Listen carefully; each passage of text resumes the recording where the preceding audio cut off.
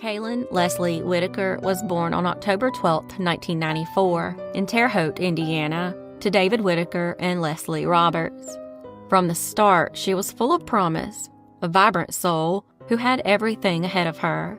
At just 20 years old, she was engaged to Connor Scott, a man she'd known since high school. The two lived together in the basement of his parents' house in Martinsville, Illinois. But on Halloween night in 2014, that promise was shattered. Connor claimed he woke up to the sound of a gunshot. He said he found Kaylin lying in bed, dead from a gunshot wound.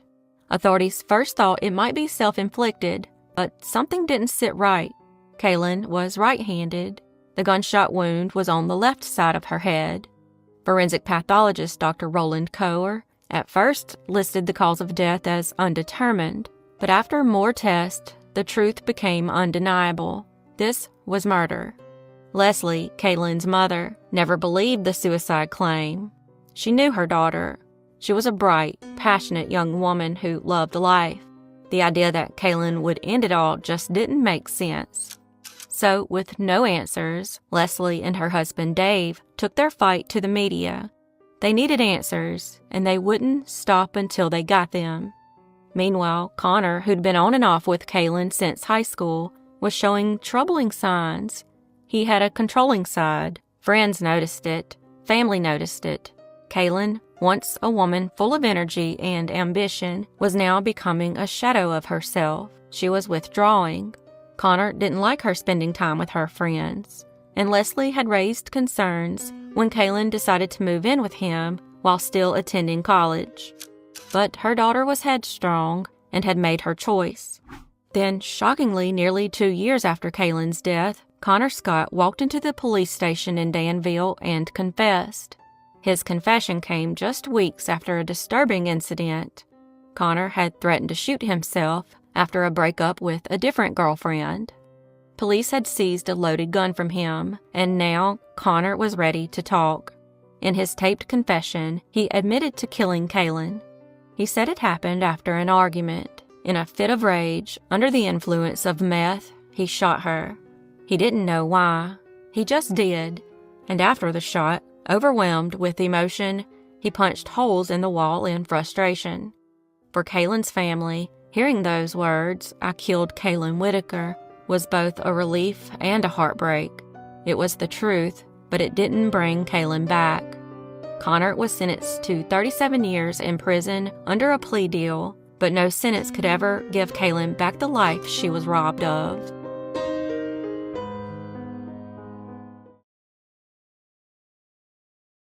"911, where do you need assistance?" I need an ambulance for my mom and my sister and my boyfriend. What happened? It's kind of a long story, and I just need somebody to get here quick, please. Do not hang up with me. Hold on. Okay. Hello? Who stabbed him? My sister did. This call was made by Amanda on April 17, 2009, at approximately 6:44 in the morning. She sounded incredibly frightened and desperately requested an ambulance. It was evident that something terribly serious had unfolded, but the details remained shrouded in confusion. The call isn't just disturbing, but it's also puzzling because it left them with more questions about the situation.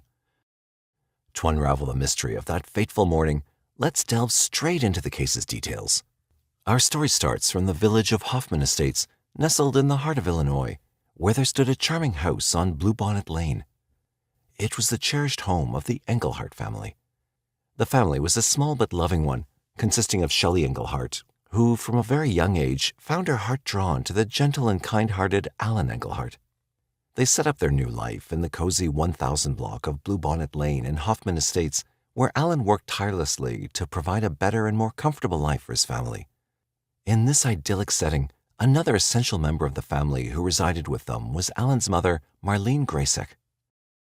But the family grew even closer in 1981 when Shelley became a mother, giving birth to a beautiful baby girl with enchanting light brown eyes. They named her Amanda Engelhart. Amanda brought an abundance of love and joy to the Engelhart family.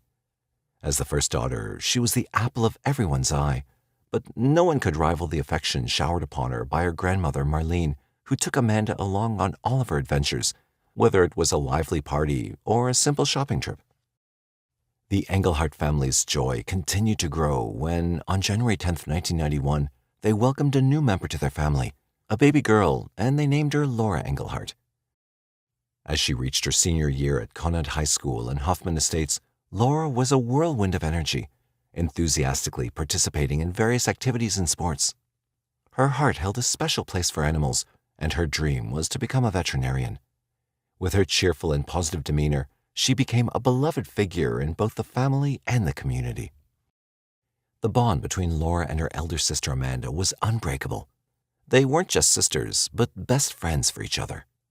And the family's story continued to unfold, as in 1992 they celebrated the arrival of a baby boy, whom they lovingly named Jeff Engelhart. As the only son in the family, and usually got everything he wished for. With this trio of siblings, the family's bond tightened even further. However, in 2006, a turning point arrived in the Engelhart family when their 25-year-old daughter Amanda attended a friend's party and crossed paths with a 23-year-old young man named DeAndre Howard. It was one of those moments where to have a plan. Howard's demeanor and caring nature captured Amanda's heart, and she fell head over. In 2007, Amanda and Howard took the next step and got engaged. Their love continued to blossom, and soon they welcomed a new member, a baby girl, into the family in 2008, which actually completed the Engelhart family. But Howard, who was struggling with some mental health issues, wasn't able to provide much to his family, so the Engelhart family invited him to live with them under one roof. However, their joy was swiftly quenched on April 17, 2009, when a 911 call made from their home unveiled a harrowing event that had transpired. 911, where do you need assistance? I need an ambulance for The survivor stabbed wounds and eventually made a full recovery. In just a matter of hours, Howard had taken the lives of 3 people and attempted to kill another, leaving the Engelhart family tree shattered and their lives changed forever. Now there would be one question lingering in everyone's mind, that if Howard felt guilty for his actions, then why didn't he admit to the police on the 911 call or when they arrived at the Engelhart house? It's because Amanda asked Howard to stay silent. She was trying all from her side to conceal the truth, but nothing really happened in Howard's favor. As the news of this tragic attack and the reports of murder spread through the community, people began to discuss how the Engelhart family had welcomed Howard as one of their own. Howard's early life had been anything but easy. He was taken from his own mother at the tender age of 6 when his 2 half-brothers were born. By the time he was 9, he was already showing signs of troubling aggression and anxiety. Howard's troubled journey continued, with incidents like a heated altercation at 15 and an arrest for assaulting a young girl in his neighborhood at 16, resulting in a juvenile offender conviction. He also had a history of drug use, but despite this rocky past, as an adult, Howard was given a second chance at life. His upbringing was far from conventional, and his previous behavior wasn't exemplary. Yet the Engelhart family extended their love and support and offered him a real chance to experience the warmth of a loving home. Howard also used to attend the church with the Engelhart family and became an active member of their community and even lived in their family home. Howard and Amanda also had a child together, but thankfully their little daughter wasn't there when the tragic murders occurred. Amanda's brother Jeff also wasn't home during that dreadful moment, as he'd spent the night at a friend's house. Howard was finally arrested on the very same day as the tragic attack on April 17, 2009, facing charges of first-degree murder and attempted murder. The Engelhart family, who appeared to be the embodiment of a loving and wholesome American family, left everyone in shock. What could have possibly driven Howard, who once loved them deeply, to carry out such a violent assault? Was it Amanda's loyalty that pushed him to commit these unforgivable crimes? While the instability in their relationship seemed rooted in Howard's deep-seated insecurities, the violence he unleashed on the Engelhart family held a much darker tale. For years, many questions swirled in people's minds about this horrific incident, but the answers would only emerge after a long and agonizing wait of 5 years in 2014.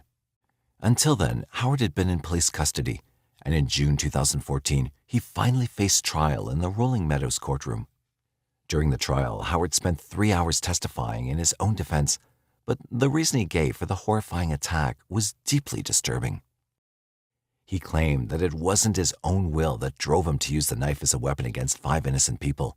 Instead, he said it was demons who had taken control of him. Howard explained that he'd heard voices in his head the entire time, commanding him to commit these terrible acts. He couldn't silence these loud, intrusive thoughts that had twisted his thinking and perception during the murders. Even when he tied up his fiancée, Amanda Engelhart, and her mother, Shelley Engelhart, he told them he was going to torture and kill their family right before their eyes. Howard's lawyer, public defender Deanna Binstock, pleaded for leniency, citing Howard's long history of mental illness as a factor to be considered. She sought a verdict of not guilty by reason of insanity. However, their request was met with a denial from the judge, as Assistant State's Attorney Maria McCarthy argued for the maximum sentence, stating that Howard was fully aware of the seriousness of his actions. The fact that he tied up the family members before the killings indicated that his chilling actions were premeditated. In the end, Howard was found guilty, but surprisingly, he managed to avoid the death penalty.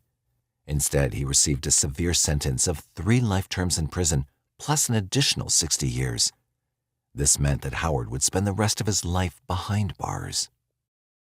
As Cook County Judge Ellen Mandeltor delivered the sentence, Howard remained stoic and showed no emotion. It was a moment that marked the beginning of Howard's lifetime behind bars, closing a chapter of pain and suffering for all involved. Howard's mother, Constance Taylor, handed a written note after the hearing. In it, she expressed her deep remorse, saying, "I would like to apologize to the Engelhart family for the pain that my son has caused. The family will remain in my prayers. We all have suffered through this trying time." For the surviving members of the Engelhart family, the closure was bittersweet. They had seen the killer of their loved ones brought to justice, a man they had once welcomed into their family with open hearts. Shelley Engelhart expressed their resilience, saying, "I stand here now to let you know that good has triumphed over evil once more. The wounds and pain you've inflicted on us have not weakened our family and will not define our future." Laura's brother, Jeff Engelhart, who had become a reporter for the Northwest Herald in Crystal Lake, held hope that Howard might change for the better during his time in prison. He shared, "I don't want to hate you. I want you to try hard every day to think about the people you killed and who they were." Finally, Shelley and her daughter Amanda made the courageous choice to return to their Hoffman Estates home. The gruesome nature of these murders is undeniably chilling, and it serves as a sobering reminder to reflect on how well we truly know the people we welcome into our lives. The Engelhart family's decision to embrace a man with a troubled past was an act of kindness, but tragically, it came at a high cost. It's a poignant lesson that reminds us of the complexities of human nature and the unforeseen consequences of our choices. A lot of emotions, just unbelievable relief. It's been a long time, and